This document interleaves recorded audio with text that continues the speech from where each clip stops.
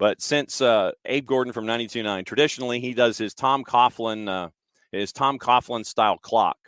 So for 9:15, it means 9:10, if not earlier. I'm going to go ahead and bring Abe in, and so Abe can welcome himself into a Reaction Monday.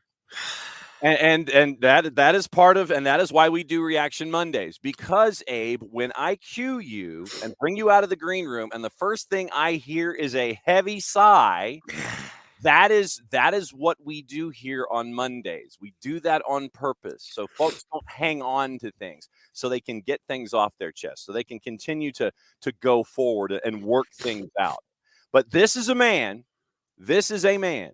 who on his social medias before the show started this morning, I'm going to directly quote at Abe Gordon on the 280 character app. And here's what Abe said, literally when I teased what was going on. This is as of 19 minutes ago. So that would be 8:53 Eastern time. Getting increasingly closer to boycotting this appearance until 3 points have been delivered. That is where Abe Gordon is apparently right now. He is on the cusp of deferring and trying to find other folks to come in for his Monday morning spleen venting or a look back in the magnifying glass. So a heavy sigh starts you off this morning, sir. Please proceed. Yeah, I mean, just frustrated. This felt like another one you could have had, and you go back to what happened now over a week ago against Philadelphia, and you felt there were points there. And this one was almost a crazier turnaround because you have an absolute golazo from Thiago Almada. You have a trio of subs come in, and then within 5 minutes of taking a 1-0 lead, 5 minutes later, you got half a new roster there playing the game, and you're down 2-1. And unfortunately, some of the guys that came into the game were at fault a little bit. So just frustrating. Again, you're at home. You're supposed to be good at home.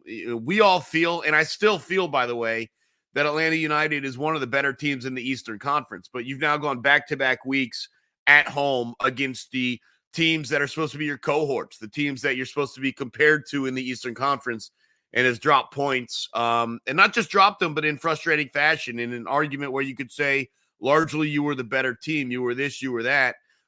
Yes, you're injured. Yes, there are situations that were unexpected, including migraines. But you got to find a way to get through it. And unfortunately, the past 2 weeks, the team has not. With that said, some opportunities over the next couple of weeks, though, to pick that back up. Starting with a road game in Chicago that you do feel good about.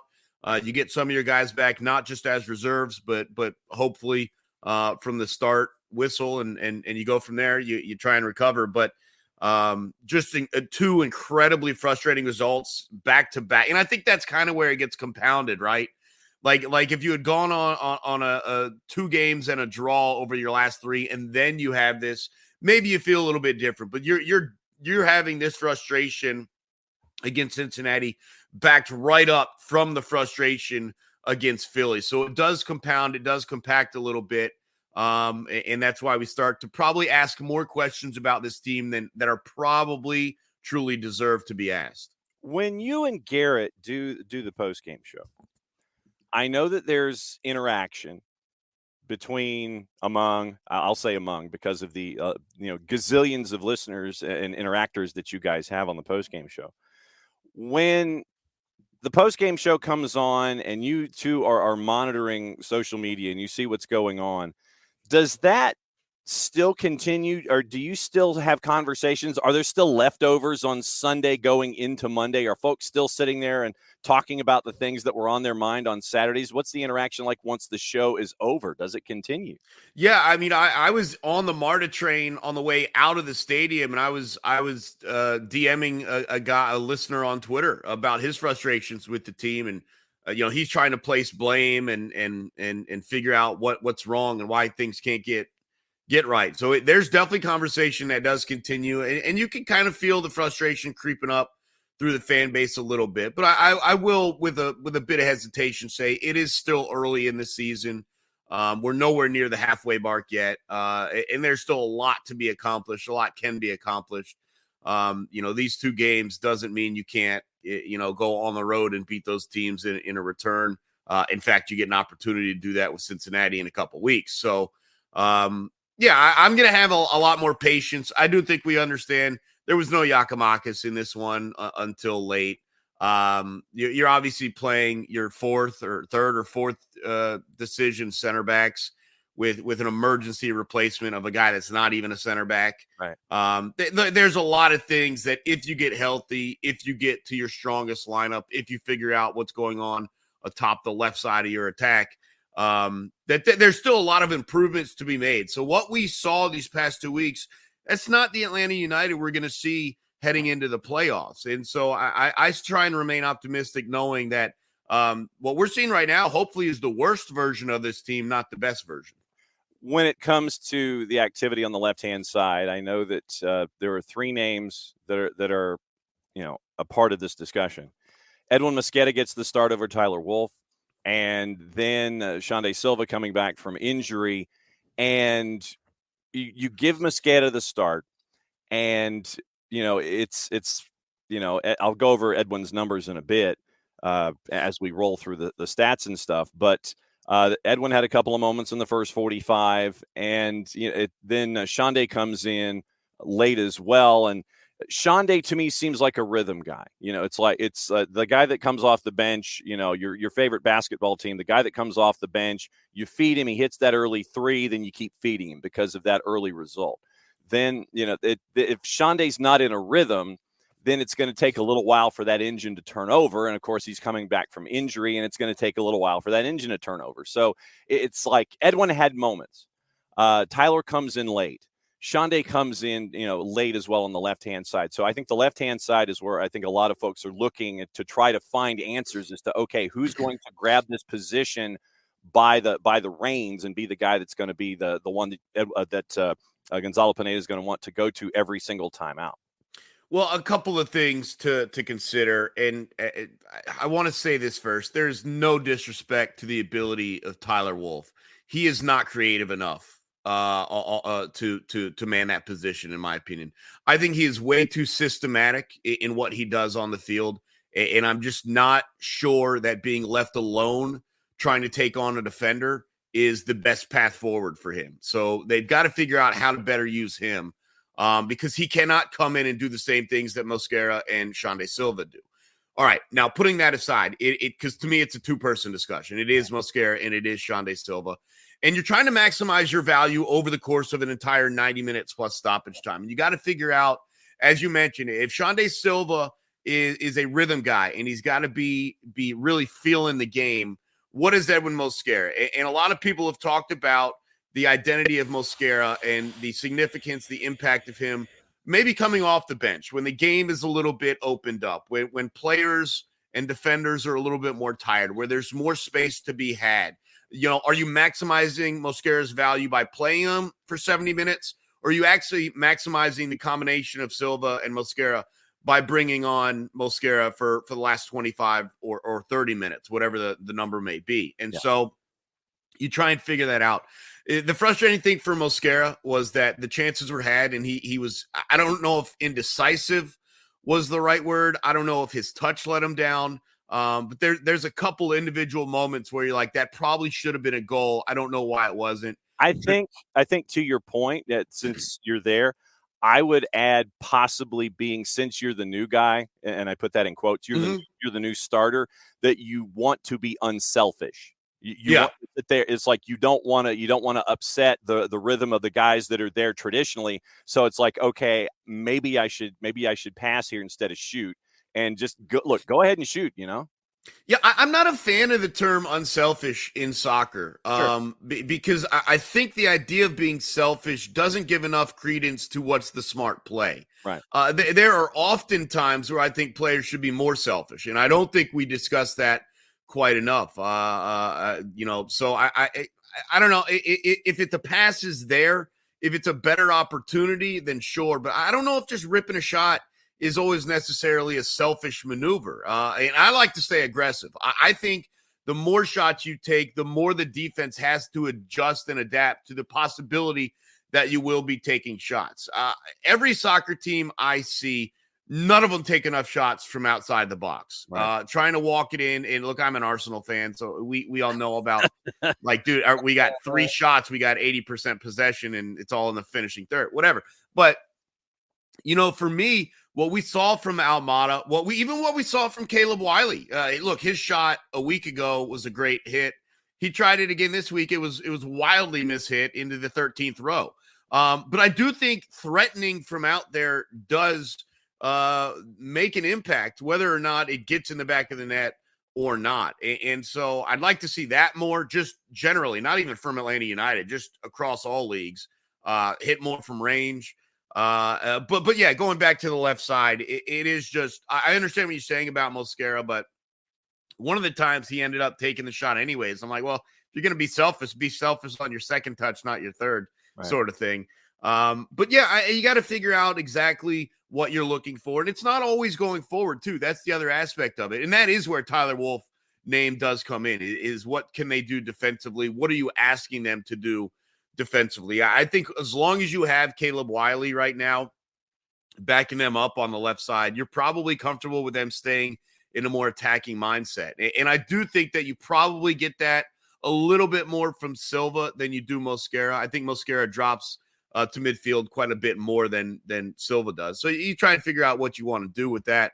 It also helps having Gigi back. And I think it's tough to judge Mosquera when he's only playing with Gigi for no minutes, because remember, Silva and Gigi came on at the same time. I think the defense has to be attracted to Giakoumakis in a different way than they would be attracted to Rios. That might also open things up, or have opened things up, if that were the scenario for Mosquera. So you have to take that into consideration when doing your evaluations as well.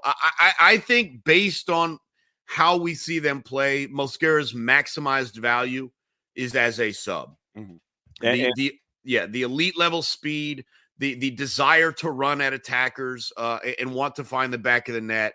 I just wonder how much more valuable that is in the 75th minute and the 78th minute than it is in the 4th minute. Well, because we have seen in the past, whether Edwin comes in for Shande or Edwin comes in for Saba, that when you have a team that has run at an opponent as much as Atlanta United has, say in that first 70 minutes, 65, 70 minutes or so, then you bring Edwin in, fresh legs, and Edwin just, runs his, just hits 5th gear immediately coming out of the blocks, and you have a backline sitting there going, oh, great, we have to run that much more. And so I think that that's what fans are gravitating toward, that idea of, in the past, we've seen Edwin come in, be that guy for 20, run like hell for 20, cause problems, create chaos and opportunity for others. The other thing is a lot of people view Silva and Mosquera as playing the position the same way. And while on the whole, maybe they're somewhat similar, the way they run at attackers is not.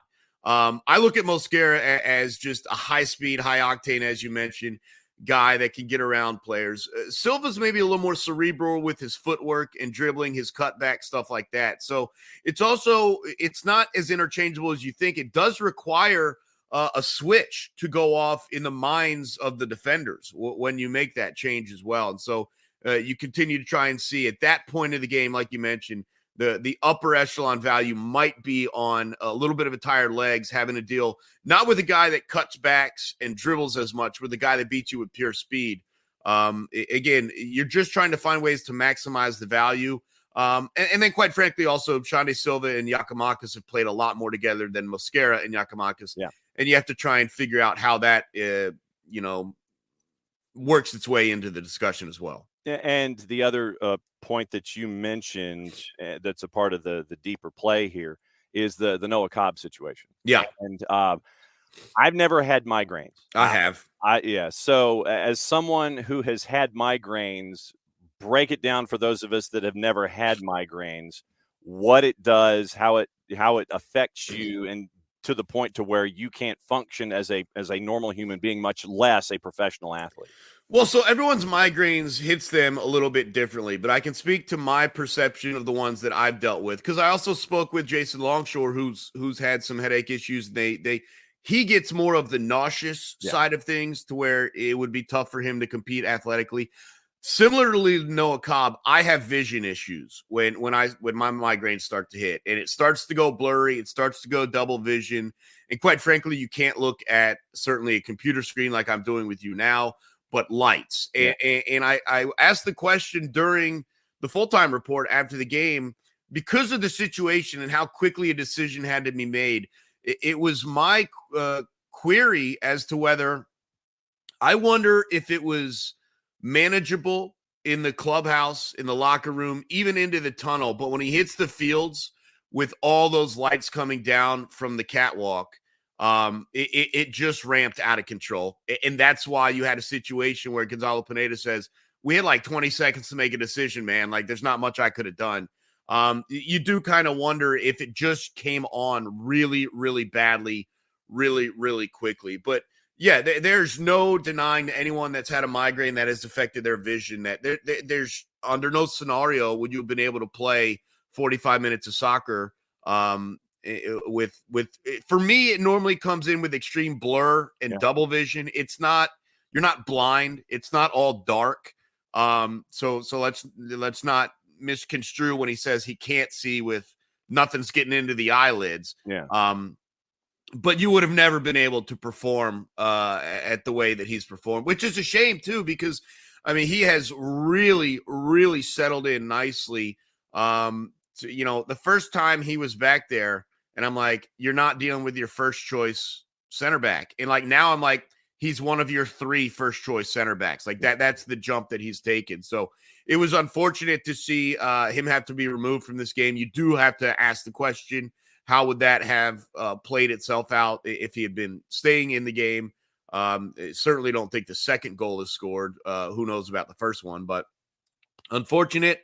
And just one of those things you hope is not more serious. You certainly hope it's not tied to a concussion. I know sometimes it can be, but a lot of people just have migraines separate of that. I don't have concussion issues, but I do have migraines. And so you do hope it's something they can get under control. Maybe they can get to the root of. And hopefully it's not an issue moving forward for him. No doubt about it. All right, hit the promo for me for what's going on with you and everything with Atlanta United and you and 92.9 The Game. Hit me. Yeah, you can hear me at nights, 92.9 The Game tonight, starting at 7 o'clock, heading towards the NFL draft. So a lot of discussion going on there. And then certainly we got the Five Stripes countdown an hour before every single game. And the full-time report for an entire hour after every single game. And you got Mike Conti, Jason Longshore in the middle of that. My co-host Garrett Chapman and I will kind of set the scene, preview. It was nice to see Miles back. Unfortunately, not as nice to see Alec Can back because of that one save he made going to his right. We'll set the storylines, and then certainly on the post-game show, we'll take reaction. We'll get your thoughts, your questions. What did you see? What did we see?